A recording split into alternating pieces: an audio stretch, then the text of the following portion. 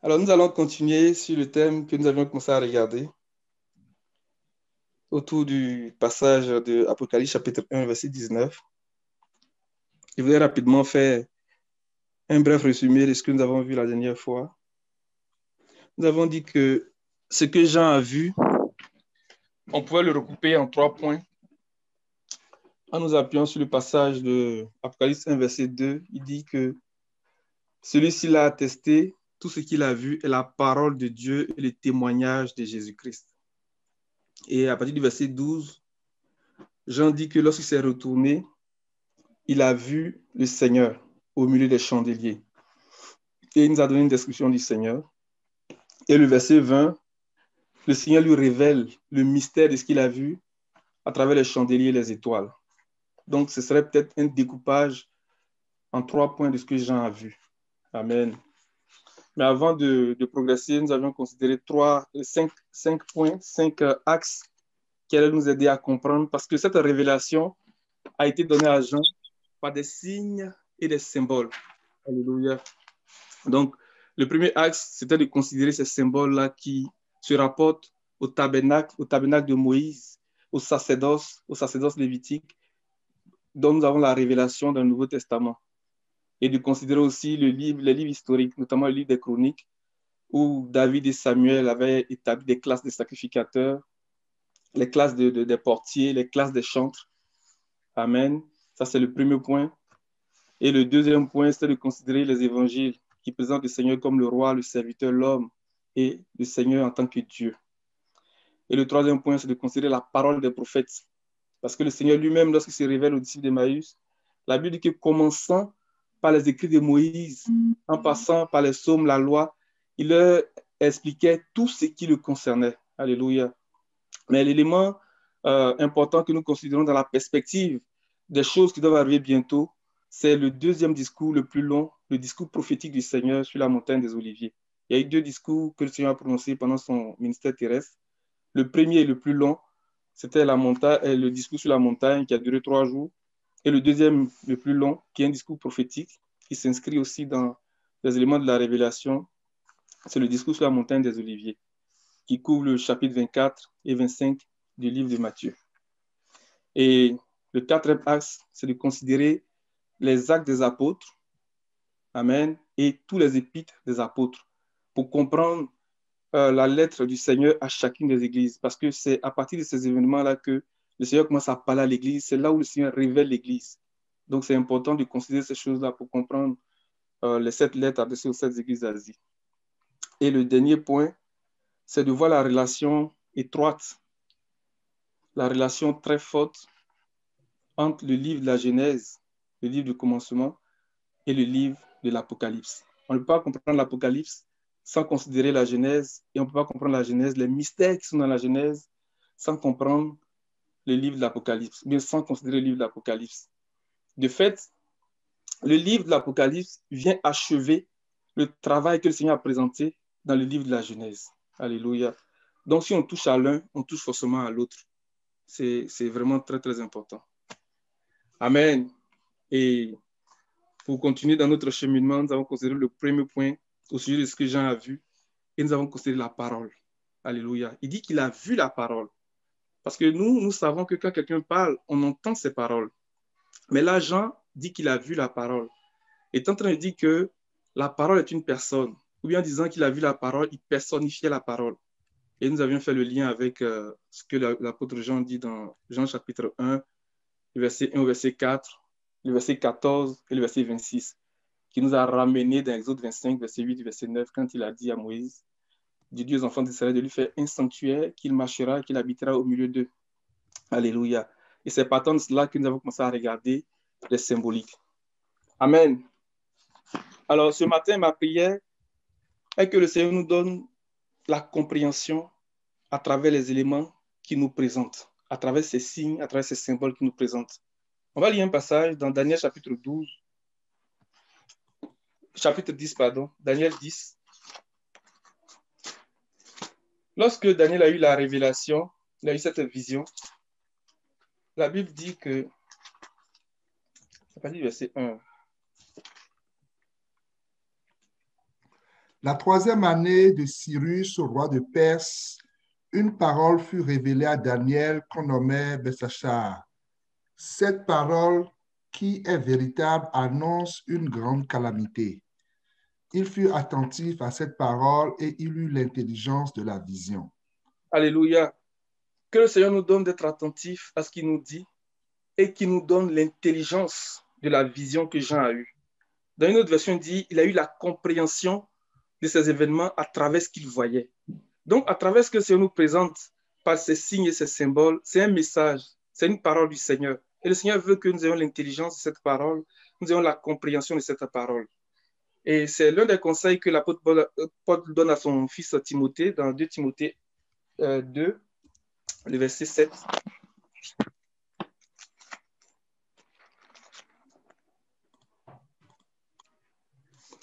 Comprends ce que je dis, car le Seigneur te donnera de l'intelligence en toutes choses. Amen. Que le Seigneur nous donne de l'intelligence en toutes choses. Avant de poursuivre sur les éléments de présentation du Seigneur, il y a un point que je voudrais qu'on remarque, c'est que lorsque Jean commence son récit, à partir du verset 9, il se présente comme notre frère. Jean était apôtre, c'est un apôtre du Seigneur, mais là, il se présente comme notre frère. Et quand on prend ce bout et qu'on l'associe au son de la trompette, en fait, Jean est en train de se présenter ici comme une sentinelle. Alléluia. Ézéchiel 33. On va lire un peu.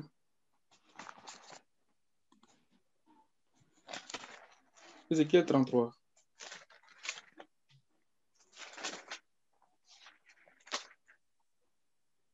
Vas-y, mon frère. À partir du verset 1. Oui, oui. La parole de l'Éternel me fut adressée en ces mots. Fils de l'homme, parle aux enfants de ton peuple et dis-leur, lorsque je fais venir l'épée sur un pays et que le peuple du pays prend dans son sein un homme et l'établit comme sentinelle, si cet homme voit venir l'épée sur le pays, sonne de la trompette et avertit le peuple, et si celui qui entend le son de la trompette ne se laisse pas avertir et que l'épée vienne le surprendre, son sang sera sur sa tête. Il a entendu le son de la trompette et il ne s'est pas laissé avertir, son sang sera sur lui. S'il se laisse avertir, il sauvera son âme. Si la sentinelle voit venir l'épée et ne sonne pas de la trompette, si le peuple n'est pas averti et que l'épée vienne enlever à quelqu'un la vie, celui-ci périra à cause de son iniquité, mais je redemanderai son sang à la sentinelle. Et toi, fils de l'homme, je t'ai établi comme sentinelle sur la maison d'Israël. Tu dois écouter la parole qui sort de ma bouche et les avertir de ma part. Quand je dis aux méchants, méchant, tu mourras, si tu ne parles pas pour détourner le méchant de sa voie, ce méchant mourra dans son iniquité et je te redemanderai son sang. Mais si tu avertis le méchant pour le détourner de sa voie et qu'il ne s'en détourne pas, il mourra dans son iniquité et toi, tu sauveras ton âme. Alléluia. Que la parole du Seigneur soit bénie. C'est le message de la sentinelle pour nous avertir, pour nous encourager à pratiquer la justice et à mettre fin à l'iniquité. Alléluia. Vers la fin du livre de la Révélation, le Seigneur lui-même, il fait un rebondissement sur ces choses et puis dit que celui qui est sale se salisse encore, mais que celui qui est saint pratique encore la sainteté, pratique encore la justice. Alléluia. Parce que le Seigneur, il vient bientôt. Que chacun de nous puissions nous laisser avertir ce matin par les paroles du Seigneur, au nom de Jésus. Amen. Alors, nous poursuivons sur les éléments que nous avons commencé à regarder. À partir du verset 13, je lis dans la version seconde 21, il dit « Et au milieu des 7 chandeliers, quelqu'un qui ressemblait à un fils d'homme. Il était habillé d'une longue robe et portait une écharpe en or sur sa poitrine. » Amen. Nous avons parlé un peu de mots de cette robe-là qui nous a amené à comprendre qu'il s'agissait et qu'il s'agit d'une présentation du souverain sacrificateur. Donc, le Seigneur se présente comme le souverain sacrificateur. Alléluia. Mais on va d'abord considérer l'écharpe pour faire le lien avec toutes ces choses-là. Quand on va dans Exode 28, à partir du verset 1,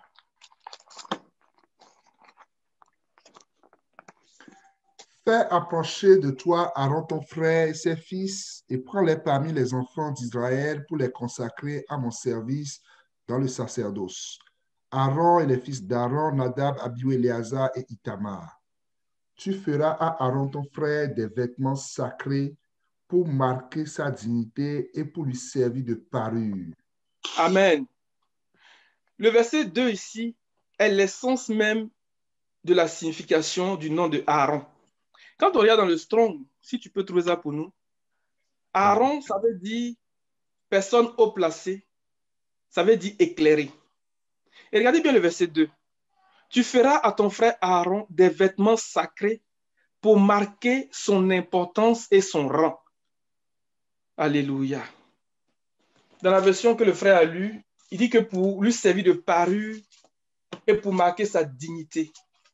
Ce sont des vêtements sacrés. Vas-y, tu as trouvé? Oui, Aaron veut dire haut placé ou éclairé. Amen. Donc, dans ce passage-là, nous voyons même la définition du nom de Aaron. Haut placé, éclairé. Alléluia. Continue à partir du verset 3. Tu parleras à tous ceux qui sont habiles, à qui j'ai donné un esprit plein d'intelligence, et ils feront les vêtements d'Aaron afin qu'ils soient consacrés et qu'ils exercent mon sacerdoce. Voici les vêtements qu'ils feront. Un pectoral, un éphod, une robe, une tunique brodée, une tiare et une ceinture. Ils feront des vêtements sacrés à Aaron ton frère et à ses fils, afin qu'ils exercent mon sacerdoce. Ils emploieront de l'or, des étoffes teintes en bleu, en pourpre, en cramoisi et en fin lin. Ils feront Amen. Amen. Je reprends le verset 4 dans ma version seconde 21 ici pour comprendre la présentation du Seigneur, l'écharpe qui est présentée lorsque Jean voit le Seigneur. Il dit, voici les vêtements qu'ils feront. Un pectoral, un éphod, une robe, une tunique brodée, une tiare et une écharpe. Alléluia. Donc ce que Jean a vu, il n'a pas imaginé. Ça vient encore corroborer le fait que le Seigneur se présente comme le souverain sacrificateur. Une écharpe. Alléluia. Et dans le passage d'Exode que nous regardons, il précise encore, il donne des instructions bien précises au sujet des vêtements qui devaient être faits. Il dit, ils feront des vêtements sacrés destinés à ton frère Aaron et à ses fils pour qu'ils remplissent les fonctions de prêtre pour moi. Ils emploieront de l'or, des étoffes teintes en bleu, en pourpre, en cramoisi et du fin lin retors. Mais nous sommes en train de suivre la trace de l'écharpe. Dans la version lue second, il parle de ceinture. On va comprendre qu'il y a une signification derrière ça. Quand on vient au verset 6 au verset 8, frère, Amen, s'il te plaît. Ils feront l'éphod en or, en fil bleu, pourpre et cramoisi et en fin lin retors. Il sera fait selon l'art du brodeur. On y fera 2 bretelles qui les relieront par ces 2 bords. C'est ainsi qu'il sera assemblé. L'écharpe sera faite du même matériau que l'éphod est fixé sur lui. Elle sera en or, en fil bleu, pourpre et cramoisi et en fin lin retors. Alléluia. L'écharpe sera faite du même matériau que l'éphod est fixé sur lui. Et il décrit ces matériaux. Elle sera en or, fil bleu, pourpre et cramoisi et du fin lin retors. Mais il dit que l'écharpe sera fixée sur l'éphod dans les mêmes constitutions, dans le même matériau. L'écharpe sera fixée. Retenons fixée. On va y revenir. On va au verset 27. Et tu feras 2 autres anneaux en or que tu mettras au bras des 2 bretelles de l'éphod sur le devant, près de leur point d'attache, au-dessus de l'écharpe de l'éphod. Alléluia. Ce verset ici vient établir le fait que ce que Jean a vu, c'est la vérité. Parce qu'il dit qu'il a vu sur sa poitrine une écharpe en or. Et ce verset dit que l'écharpe était en dessous, j'ai envie de dire, derrière le pectoral, qui était sur la poitrine du souverain sacrificateur. Donc, effectivement, c'était la position ou bien la place de l'écharpe. Alléluia. On va aller au chapitre 29, on va lire du verset 1 au verset 4, au verset 5, pardon. Voici ce que tu feras pour les consacrer afin qu'ils soient à mon service en tant que prêtres. Prends un jeune taureau et 2 béliers sans défaut. Avec de la fleur de farine de blé, fais des pains sans levain, des gâteaux sans levain pétris à l'huile et des galettes sans levain arrosées d'huile. Tu les offriras dans une corbeille en même temps que le jeune taureau et les 2 béliers. Tu feras avancer Aaron et ses fils vers l'entrée de la tente de la rencontre et tu les laveras avec de l'eau. Verset 5. Tu prendras les vêtements, tu habilleras Aaron de la tunique, de la robe, de l'éphod et du pectoral, et tu mettras sur lui l'écharpe de l'éphod. Alléluia. Il dit l'écharpe de l'éphod. En fait, l'écharpe servait à maintenir tout l'habillement de Aaron. C'est pour ça que le Seigneur a dit qu'il soit fixé sur l'éphod. Donc, l'écharpe était comme la ceinture de l'éphod. Alléluia. C'est par l'écharpe que les habits d'Aaron étaient maintenus, étaient bien assemblés, étaient bien fixés. Pour ne pas peut-être que les choses s'envolent de partout. Donc, l'écharpe permettait de maintenir, de fixer l'éphod. Alléluia. Mais Jean, lorsqu'il voit le Seigneur, il dit que l'écharpe qu'il a vue était en or, ou bien est d'or. L'or nous parle de la pureté. L'or nous parle de la sainteté. Alléluia. L'or, c'est ce qui est pur. L'or, ça nous parle de la sainteté, ça nous parle de la consécration. Mais comme l'écharpe devait servir à maintenir les habits d'Aaron, comme l'écharpe devait être fixée sur l'éphod, donc la fonction de l'écharpe est quand même vitale, est quelque chose à considérer. Alors regardons bien l'éphod. L'éphod était en or, en fil bleu, pourpre et cramoisi. Mais qu'est-ce que ça veut dire?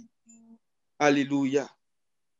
Verset 6, Exode 28. Ils feront l'éphod en or, fil bleu, pourpre et cramoisi et de fin lin retors.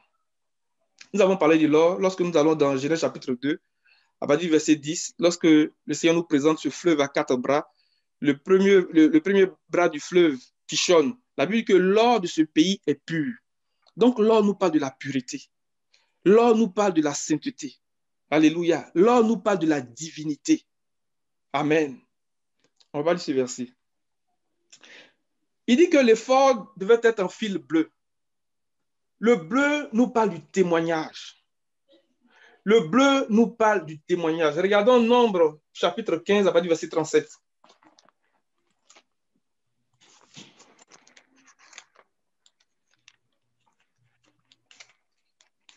L'Éternel dit à Moïse, parle aux enfants d'Israël et dis-leur qu'ils se fassent de génération en génération une frange au bord de leurs vêtements et qu'ils mettent un cordon bleu sur cette frange du bord de leurs vêtements. Quand vous aurez cette frange, vous la regarderez et vous vous souviendrez de tous les commandements de l'Éternel pour les mettre en pratique, et vous ne suivez pas les désirs de vos cœurs et de vos yeux pour vous laisser entraîner à l'infidélité. Alléluia. Quand vous aurez cette frange, donc bleue, vous la regarderez, vous vous souviendrez de tous les commandements de l'Éternel et les mettrez en pratique. Alléluia. Moïse dit, et il définit la justice selon la loi, il dit, tout homme qui mettra cette loi en pratique vivra par elle. Alléluia. À travers la couleur bleue, le Seigneur est en train de présenter la justice. Mais nous parlons de la justice de la foi. L'apôtre Paul dans Romains, chapitre 1, verset 16, il dit que l'évangile est la puissance de Dieu pour le salut de quiconque croit. Il n'a point honte de l'évangile parce que c'est la puissance de Dieu pour le salut de quiconque croit. En lui est révélée la justice de Dieu. En lui est révélée la justice de Dieu, comme il est écrit. Le juste vivra par la foi. Mon frère, amène, peux-tu trouver le verset, s'il te plaît? Car je n'ai point honte de l'évangile, c'est une puissance de Dieu pour le salut de quiconque croit, du juif premièrement, puis du grec, parce qu'en lui est révélée la justice de Dieu par la foi et pour la foi, selon qu'il est écrit, le juste vivra par la foi. Alléluia. Dans cette traduction, on dit est une puissance, mais c'est la puissance. L'évangile est la puissance de Dieu pour le salut de quiconque croit. Amen. Et lorsqu'on revient toujours dans Nombre 15 que nous sommes en train de regarder, il dit, et vous ne suivrez pas les désirs de votre cœur et de vos yeux en vous laissant entraîner par eux à l'infidélité. Alléluia. Il dit en le regardant. Donc, ce cordon bleu, cette couleur bleue venait rappeler à l'homme qu'il devait appliquer son cœur à l'obéissance de la parole de Dieu. Et c'est cette obéissance-là qui nous amène à nous séparer de tout ce qui souille notre esprit et de tout ce qui souille notre corps. Dans Matthieu chapitre 15, verset 19, il dit que c'est du cœur que viennent les mauvaises pensées. C'est du cœur que viennent tout ce que nous connaissons comme péché. Mon frère, amen. S'il te plaît. Matthieu 15, verset 19. Car c'est du cœur que viennent les mauvaises pensées, les meurtres, les... Plus haut, s'il te plaît. À partir du verset 17. Oui, vas-y. Ne comprenez-vous pas que tout ce qui entre dans la bouche va dans le ventre, puis est jeté dans les lieux secrets? Mais ce qui sort de la bouche vient du cœur et c'est ce qui souille l'homme. Car c'est du cœur que viennent les mauvaises pensées, les meurtres, les adultères, les impudicités, les viols, les faux témoignages, les calomnies. Voilà les choses qui souillent l'homme, mais manger sans être lavé les mains, cela ne souille point l'homme. Alléluia.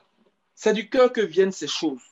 Mais le Seigneur demande aux enfants d'Israël de se faire, au fil des générations, une frange sur le bord de leurs vêtements de couleur bleue. Et qu'ils aient les yeux fixés sur cette frange-là. Qu'ils aient les yeux fixés sur cette pureté. Que les yeux de l'Église de Québec soient fixés sur la beauté morale. Alléluia. Amen. Que nous ayons le cœur rempli de tout ce qui est pur. Alléluia. Et justement, on va lire ça dans Philippiens 4. L'apôtre Paul dit que tout ce qui est digne d'approbation, que tout ce qui est digne de qualité morale, de beauté morale, soit l'objet de vos pensées. Parce que le cœur, la Bible dit que le cœur, c'est la pensée intime de l'homme. Et il est comme, ce cœur-là est comme un abîme. Il dit le cœur de l'homme est tortueux plus que tout. Il est incurable. Qui peut le connaître? Donc, lorsque le Seigneur dit qu'ils aient les yeux fixés sur ça, il est en train de dire à l'homme ce que Paul nous dit ici dans Philippiens 4, à partir du verset 8, je pense. Vas-y, mon frère. Au reste, frère, que tout ce qui est vrai, tout ce qui est honorable, tout ce qui est juste, tout ce qui est pur, tout ce qui est aimable, tout ce qui mérite l'approbation, ce qui est vertueux et digne de louange soit l'objet de vos pensées. Alléluia. Il dit que ces choses soient l'objet de nos pensées. Il dit que c'est du cœur que viennent les impuretés. Et c'est ça qui souille l'homme. Mais si ce qui est dans notre cœur sont ces choses que l'apôtre Paul a tenté de citer ici, mais ça va nous apporter la sainteté. Ça va nous apporter la pureté. Alléluia. Psaume 64, verset 7. Pour établir ce verset, pour montrer ce verset-là.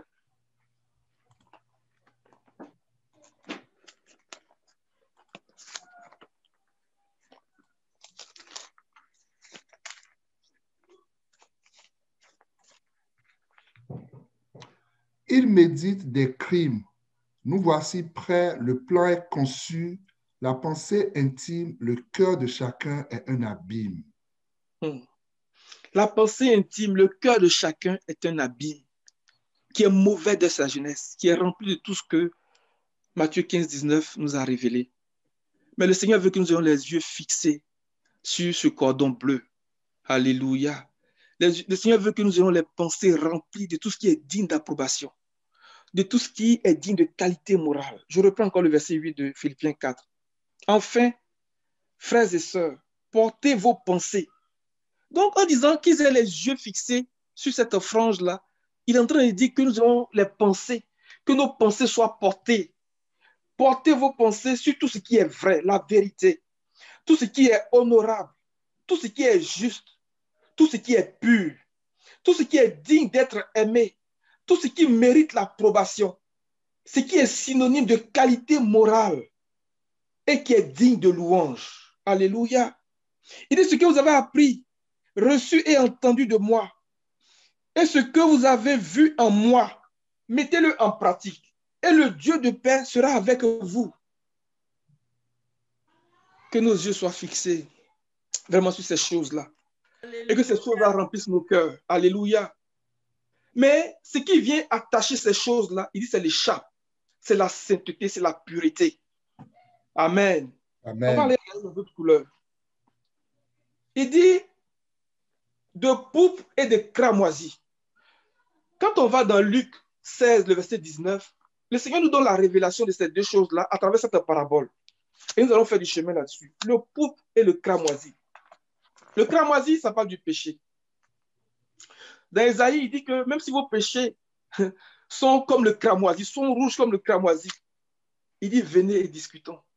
Et il appelle le peuple à la repentance. Alléluia. Donc le Seigneur veut que nous ayons les regards fixés sur l'expiation, sur l'œuvre de la rédemption, la rémission des péchés, mais aussi sur l'œuvre de la dernière rédemption, la libération de nos corps. Le cramoisi parle de l'œuvre de l'expiation, nous rappelle l'œuvre de l'expiation. Et que l'échappe vienne attacher ces choses. Que l'échappe vienne fixer ces choses à notre témoignage. Alléluia. C'est quoi le verset, mon frère? Luc 16 à partir du verset 19. Oui. On lit seulement le verset 19, verset 20 peut-être.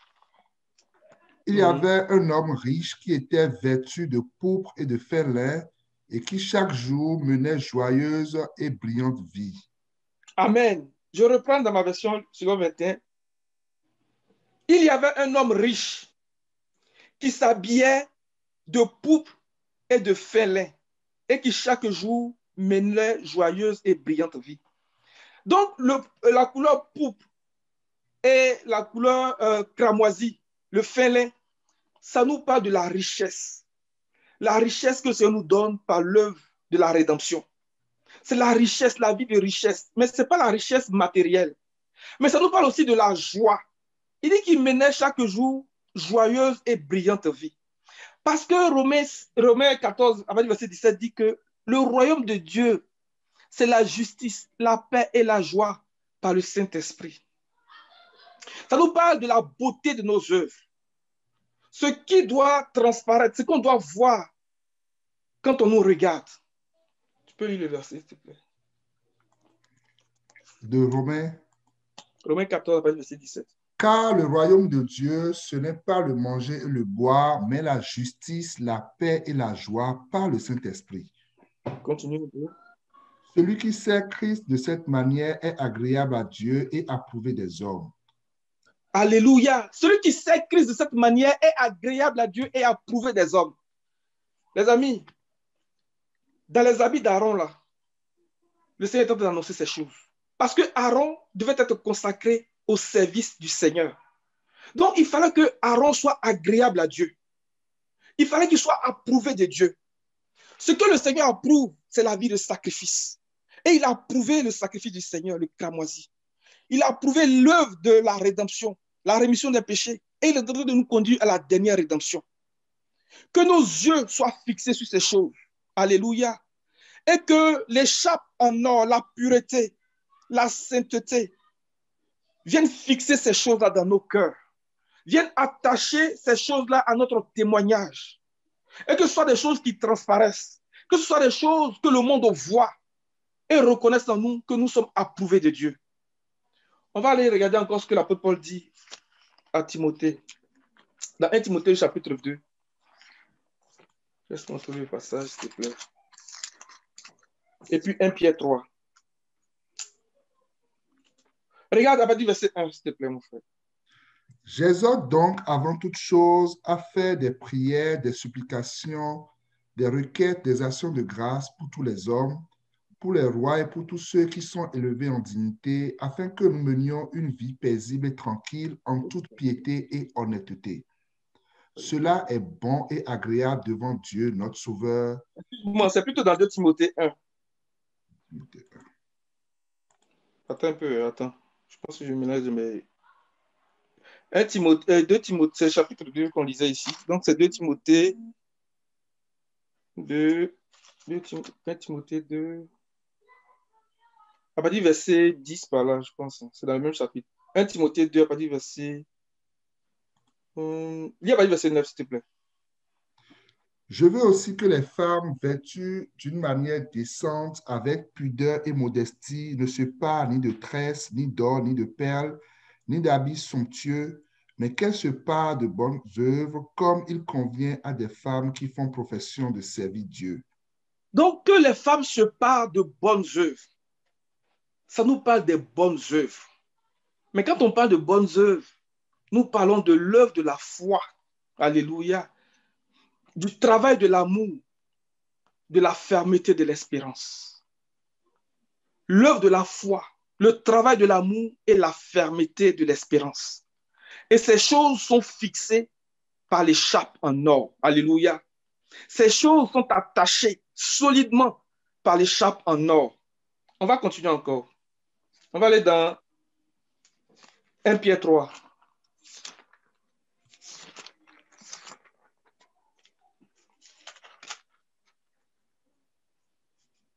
Vas-y, mon frère, verset 1.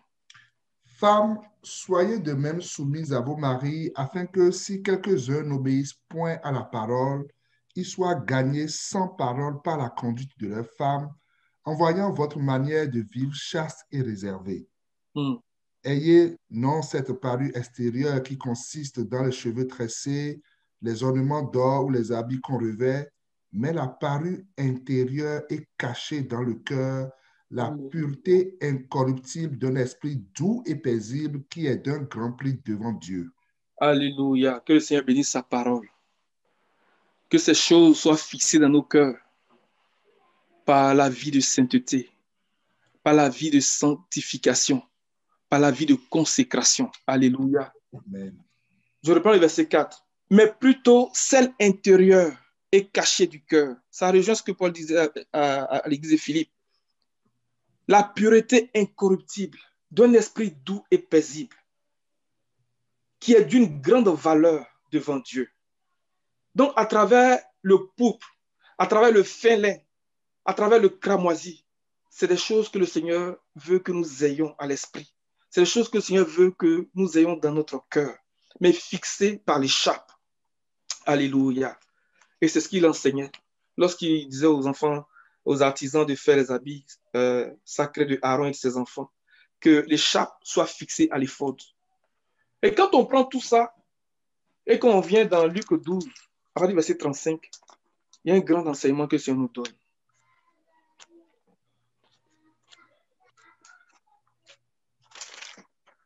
Que vos reins soient saints et vos lampes allumées.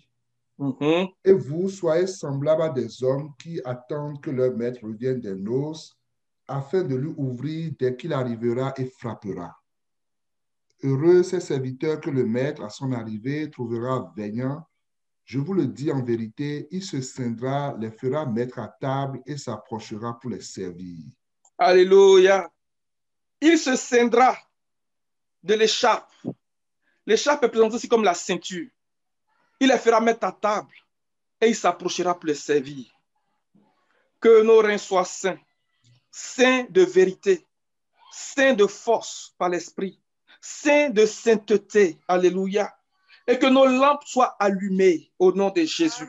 Amen. Que nous soyons des veilleurs. Alléluia. Que nous soyons des guetteurs au nom de Jésus. Parce que le Maître, il revient. Qu'il ne vienne pas nous trouver en train de nous livrer à la débauche, à l'impureté, à l'inconduite, à l'immoralité sous toutes ses formes, au nom de Jésus. Que nos reins soient saints à l'Église du Québec. Amen. Amen. Que le Seigneur bénisse sa parole. Amen. Pour l'écharpe qui était fixée à l'éphod.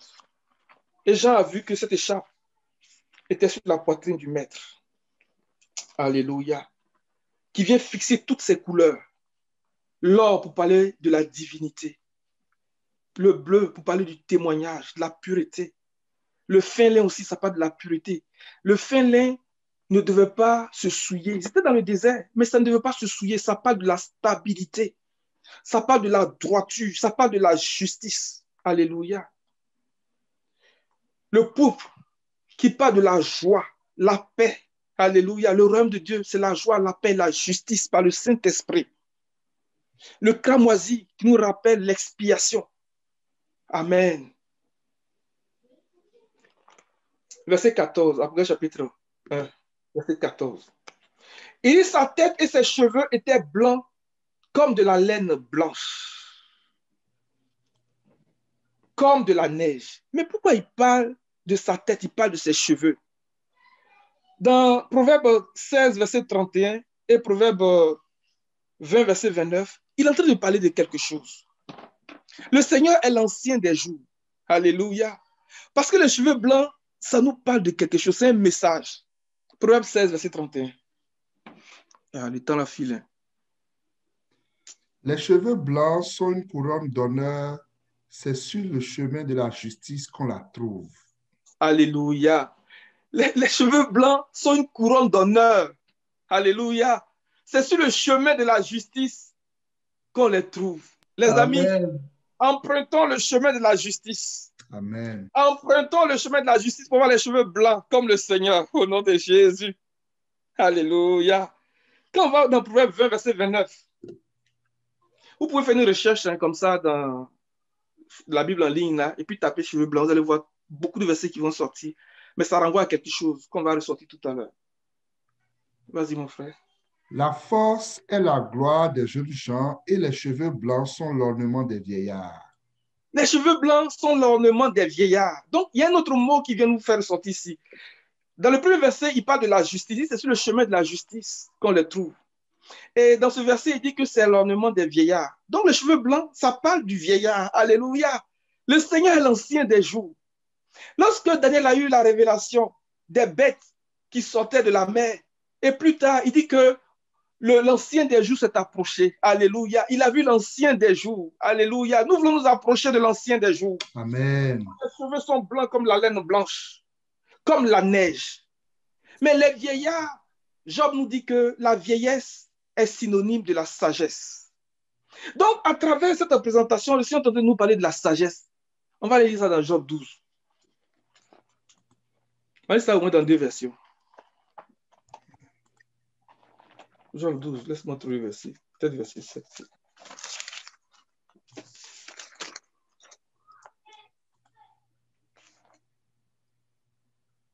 Je vais partir du verset 7.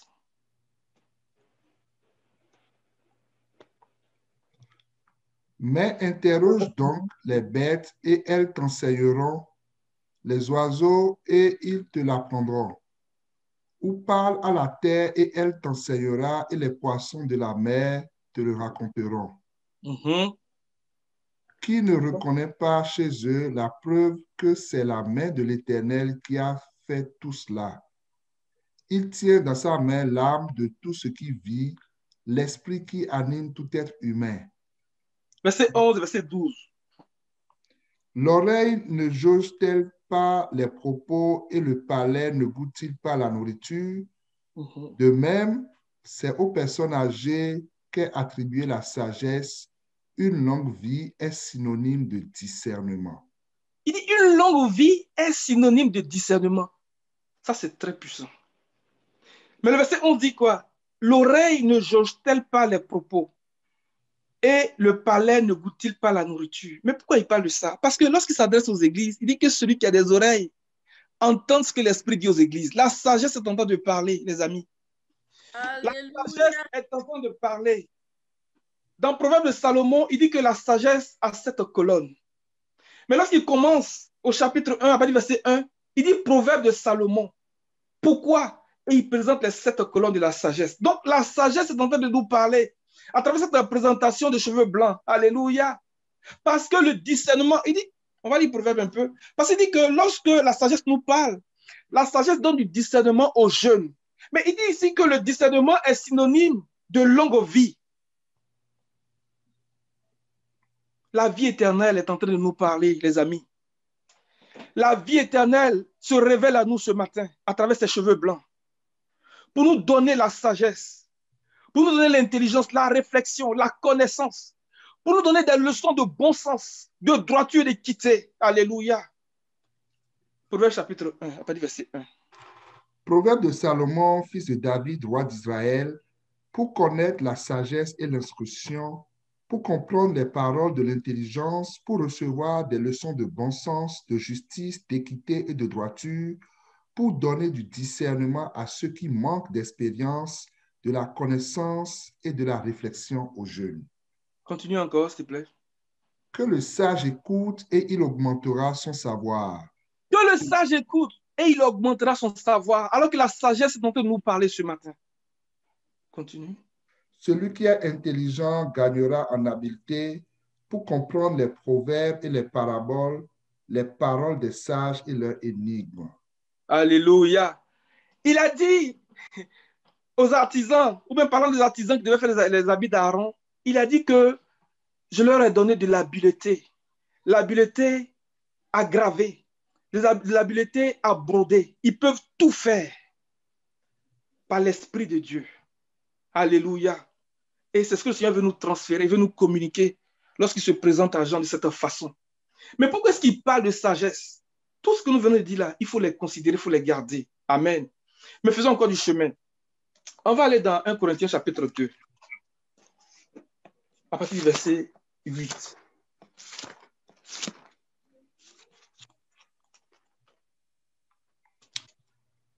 Lis à partir du verset 6. Tout le chapitre même m'intéresse, mais on va aller à partir du verset 6. Cependant, c'est une sagesse que nous prêchons parmi les parfaits, sagesse qui n'est pas de ce siècle, ni des chefs de ce siècle qui vont être anéantis. Nous prêchons la sagesse de Dieu, mystérieuse et cachée, que Dieu, avant les siècles, avait destinée pour notre gloire. Amen. Sagesse... L'apôtre Paul a dit des choses vraiment puissantes. Il dit, c'est pourtant bien une sagesse que nous enseignons parmi les hommes mûrs, parmi les hommes adultes. Oh, que le Seigneur nous fasse grandir ce matin. Que le Seigneur nous donne d'être des hommes matures en lui, au nom de Jésus. Amen. Mais une sagesse qui n'est pas de ce temps, ni des chefs de ce temps, qui sont voués à la destruction.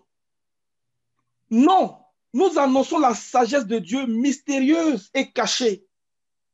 Celle que Dieu, avant tous les temps, avait préparée d'avance pour notre gloire. Regardez bien ce qu'il dit. Il y a une sagesse que Dieu avait préparée d'avance pour notre gloire. Le Seigneur est en train de nous conduire à la gloire, les amis. Il se présente avec ses cheveux blancs. Il se présente avec ses cheveux blancs pour nous parler d'une sagesse qui est mystérieuse et cachée.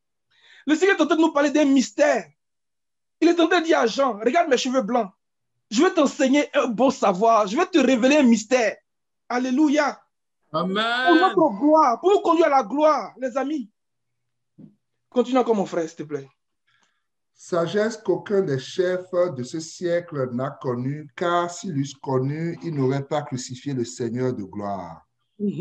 Mais comme il est écrit, ce sont des choses que l'œil n'a point vues, que l'oreille n'a point entendues et qui ne sont point montées au cœur de l'homme, des choses que Dieu a préparées pour ceux qui l'aiment. Regardez bien le verset 9. Comme il est écrit, ce que l'œil n'a pas vu, les amis, il y a des choses que l'œil n'a pas vues, ce que l'oreille n'a pas entendu, ce qui n'est pas monté au cœur de l'homme. Dieu l'a préparé pour ceux qui l'aiment. Il y a quelque chose que Dieu a préparé pour nous. Et c'est ce qu'il veut nous montrer à travers ses cheveux blancs. Pour notre gloire, les amis. Ce que l'œil n'a pas vu, il y a des choses que l'œil n'a pas encore vues, les amis.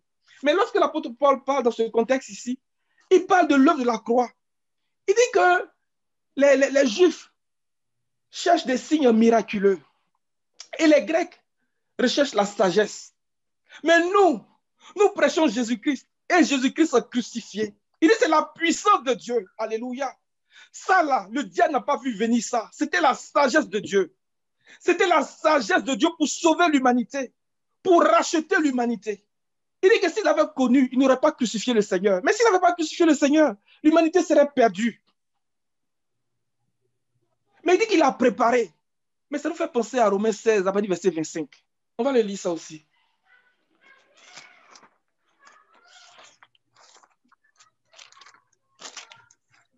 À celui qui peut vous affermir selon mon évangile et la prédication de Jésus-Christ, conformément à la révélation du mystère caché pendant des siècles, mais manifesté maintenant par les écrits des prophètes, d'après l'ordre du Dieu éternel, et porter à la connaissance de toutes les nations, afin qu'elles obéissent à la foi à Dieu seul sage, soit la gloire au siècle des siècles par Jésus-Christ.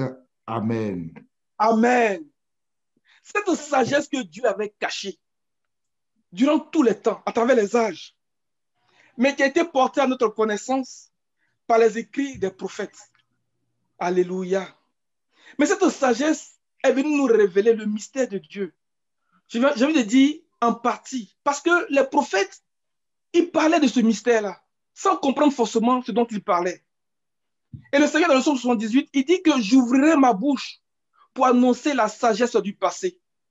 Donc, à travers les prophètes, le Seigneur est en train d'annoncer cette sagesse-là, qui annonçait l'œuvre de la croix. Alléluia. Qui annonçait la puissance de la croix, la puissance du salut qui est dans le sang de l'agneau. Et l'apôtre Paul, il dit que quand vous lisez mes écrits, vous pouvez vous faire une idée de l'intelligence que j'ai du mystère de Dieu. Ce mystère n'a pas été porté à la connaissance des hommes des générations passées, comme il a maintenant été révélé à ces saints apôtres et prophètes.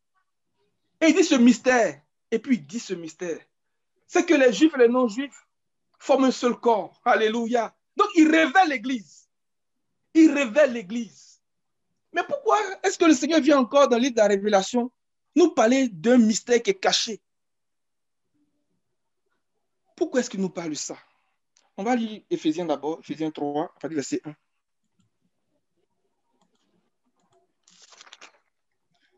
À cause de cela, moi, Paul, le prisonnier de Christ, pour vous, païens, si du moins vous avez appris quelle est la dispensation de la grâce de Dieu qui m'a été donnée pour vous.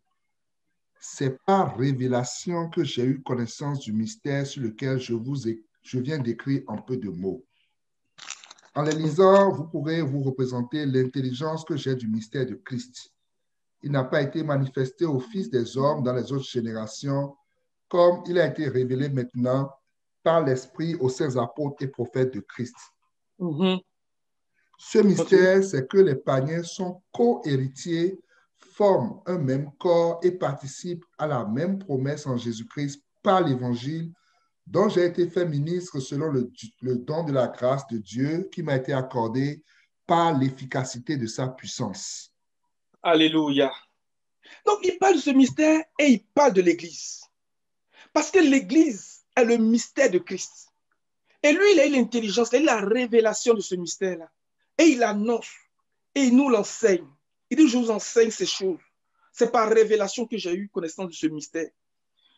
Les amis, c'est par révélation, à travers les cheveux blancs du Seigneur, que nous allons avoir connaissance du mystère dont parle Apocalypse chapitre 10, verset 7.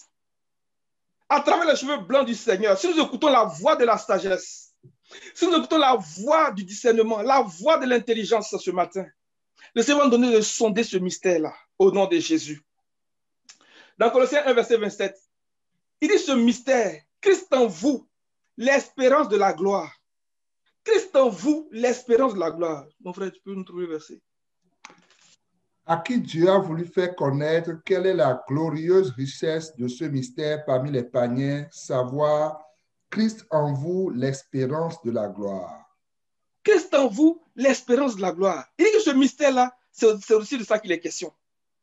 C'est à travers la sagesse de Dieu. Alléluia. Dans Colossiens 2, verset 1, verset 3. Je veux en effet que vous sachiez combien est grand le combat que je soutiens pour vous et pour ceux qui sont à Laodicée et pour tous ceux qui n'ont pas vu mon visage en la chair, afin qu'ils aient le cœur rempli de consolation, qu'ils soient unis dans la charité et enrichis d'une pleine intelligence pour connaître le mystère de Dieu, savoir Christ, mystère dans lequel sont cachés tous les trésors de la sagesse et de la science. Alléluia. Et nous voyons bien ce qui motive l'apôtre Paul à adresser à Dieu les prières que nous voyons dans le livre d'Éphésiens chapitre 1 à partir du verset 15 et dans Colossiens 1 à partir du verset 9. Il dit que je combats ainsi afin que, unis dans l'amour, ils soient encouragés dans leur cœur et qu'ils soient enrichis d'une pleine intelligence pour connaître le mystère de Dieu, aussi bien du Père que de Christ, C'est en lui que sont cachés tous les trésors de la sagesse et de la connaissance. Que le nom du Seigneur soit béni. Amen. Que le nom du Seigneur soit béni. Avant d'aller d'Apocalypse, on va aller lire ce qui s'est passé avec Daniel, dans Daniel chapitre 12. Lorsque l'ange est venu ouvrir l'intelligence de Daniel, il a commencé à lui expliquer les choses. À la fin du récit, il dit, Daniel, marque du sceau du secret ces paroles. Alléluia. Mais dans les temps de la fin, la connaissance, plusieurs vont lire et la connaissance va augmenter. Dans le livre de la Révélation, lorsque nous venons dans le livre de la Révélation, et c'est à cela que je nous invite vraiment, que chacun de nous s'applique à méditer ce livre-là, à le considérer. Ce que Daniel a scellé là, c'est dans le livre de la Révélation que le Seigneur vient révéler ça. C'est ça qu'il est en train de nous présenter à travers ses cheveux blancs. Alléluia. Il dit, Daniel, tiens secret ces choses.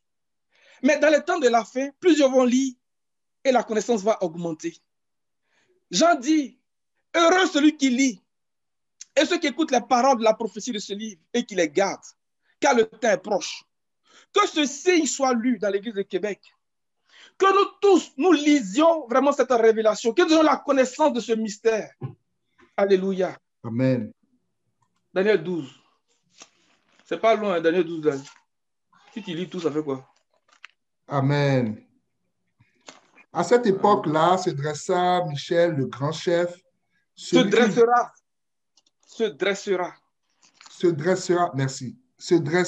Michel, le grand chef, celui qui veille sur les enfants de ton peuple.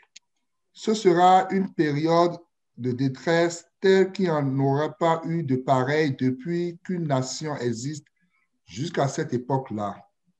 À ce moment-là, ceux de ton peuple qu'on trouvera inscrits dans le livre seront sauvés. Beaucoup de ceux qui dorment dans la poussière de la terre se réveilleront, les uns pour la vie éternelle, les autres pour la honte, pour l'horreur éternelle.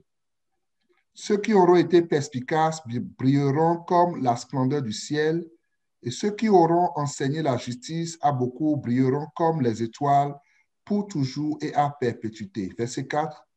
Quant à toi, Daniel, tiens ces paroles cachées et marque le livre du sceau du secret jusqu'au moment de la fin. Beaucoup seront perplexes, mais la connaissance augmentera. Que la connaissance de l'Église de Québec augmente. Parce que le Maître nous parle. Le Maître se révèle à nous par ses cheveux blancs, au nom de Jésus. Que notre connaissance augmente. Il dit, beaucoup liront, beaucoup seront perplexes, mais la connaissance augmentera. Verset 5, Daniel 12. Moi, Daniel, je regardais et j'ai vu deux autres hommes se tenir debout, l'un sur une rive du fleuve, l'autre sur l'autre rive. L'un d'eux a dit à l'homme habillé de lin qui se tenait au-dessus de l'eau du fleuve, quand viendra la fin de ces événements extraordinaires? Et j'ai entendu l'homme habillé de lin, celui qui se tenait au-dessus de l'eau du fleuve.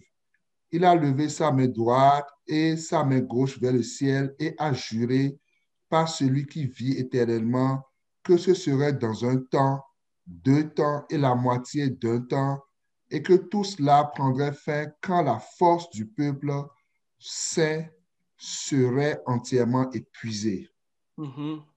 Verset 8. J'ai entendu, mais sans comprendre, et j'ai dit, mon Seigneur, quelle sera l'issue de tout cela? Il a répondu, vas-y, Daniel, car ces paroles seront tenues cachées et marquées du sceau du secret jusqu'au moment de la fin. Beaucoup seront purifiés, épurés et affinés. Les méchants feront le mal et aucun d'eux ne comprendra, tandis que ceux qui seront perspicaces comprendront.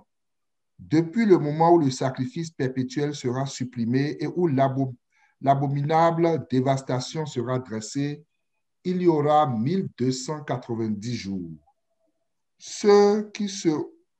Heureux celui qui atteindra et qui arrivera jusqu'à 1335 jours. Quant à toi, marche vers ta fin, tu te reposeras et tu seras debout pour recevoir ton héritage à la fin des jours. Alléluia.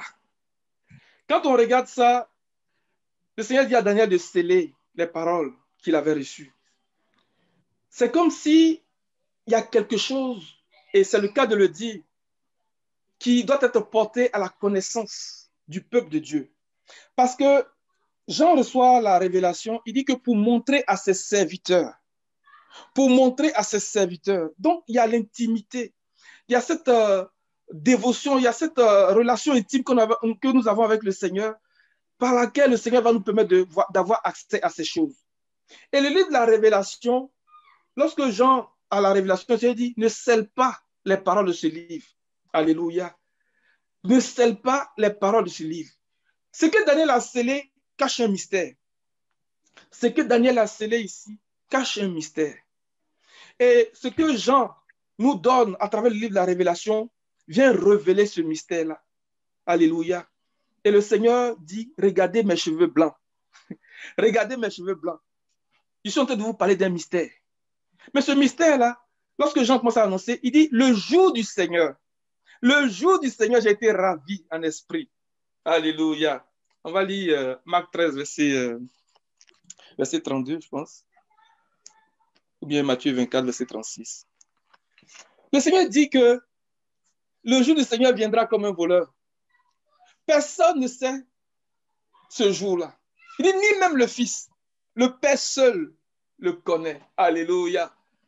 Oh, le Seigneur donne l'intelligence de ce jour-là, à travers des signes, à travers des symboles. Alléluia. Parce que tout ce que Jean a reçu, toute la connaissance qui a été transmise à Jean, c'est à travers des signes et des symboles. Donc, que le Seigneur donne l'intelligence pour lire les signes du Seigneur. Alléluia. Que nous donne la sagesse pour comprendre les symboles, pour rentrer dans la connaissance de ce mystère-là. Marc 13, on s'en va vers la fin, le gars midi. Pour ce qui est du jour ou de l'heure, personne ne le sait, ni les anges dans le ciel, ni le Fils, mais le Père seul. Donc, le jour du Seigneur est un mystère. C'est ça que ça veut dire. Il dit, personne ne connaît. Les apôtres même ne connaissent pas ce jour. Ils ont eu la révélation du mystère qui concerne l'Église. Christ et l'Église, à travers les écrits de l'apôtre Paul. Mais il dit, le jour du Seigneur, personne ne connaît ce jour-là. Et lorsque Daniel commence son récit, il dit qu'à cette époque, et puis il commence à parler de ces choses. Il dit que ça là, il faut sceller ça. Oh, que le Seigneur nous ouvre l'intelligence ce matin. Après, chapitre 10, verset 1 au verset 7. Et puis je vais m'arrêter. On n'a pas encore parlé des yeux. Amen. On passe de veiller. Apocalypse 10 à partir du verset 1. Ouais. Verset 1, verset 7. Puis je vis un autre ange puissant descendre du ciel, enveloppé d'une nuée. Au-dessus de sa tête était l'arc-en-ciel. Son visage était comme le soleil et ses jambes comme des colonnes de feu. Il tenait dans sa main un petit livre ouvert. Il posa son pied droit sur la mer et son pied gauche sur la terre, et il cria d'une voix forte comme un lion qui rugit. Quand il eut crié, les 7 tonnerres firent entendre leur voix. Quand les 7 tonnerres eurent fini de parler, j'allais écrire, mais j'entendis du ciel une voix qui disait, « Marc du sceau du secret, ce qu'ont dit les 7 tonnerres, ne l'écris pas. » Alors l'ange que j'avais vu debout sur la mer et sur la terre leva sa main droite vers le ciel et jura par celui qui vit au siècle des siècles, qui a créé le ciel et ce qui s'y trouve, la terre et ce qui s'y trouve, ainsi que la mer et ce qui s'y trouve, il n'y aura plus de délai. Mais quand viendront les jours où l'on entendra le 7e ange sonner de la trompette, le mystère de Dieu s'accomplira comme il a annoncé à ses serviteurs les prophètes. Que le Seigneur bénisse sa parole ce matin. Amen. Et que le peuple de Québec sache reconnaître le son de la trompette. Le verset 7 est vraiment puissant. Il dit, heureuse la nation qui sait reconnaître le son de la trompette. Elle marche à la clarté de ta face, ô Éternel. Je vais m'arrêter là ce matin. Je vais demander à mon frère Alain de se lever et de prier, de demander la grâce de Dieu pour l'Église, que le livre qui avait été scellé par Daniel et qui a été révélé à travers les écrits de l'apôtre Jean, vraiment soit porté à notre connaissance, que chacun de nous soit capable de lire le signe du Fils de l'homme. Alléluia. Que chacun de nous ayons la révélation du jour que le Père seul connaît au nom de Jésus.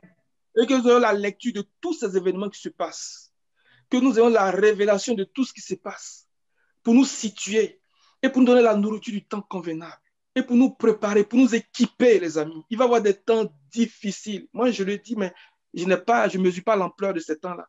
Mais comme le maître le dit, je crois. Alléluia. Frère, tu as prié.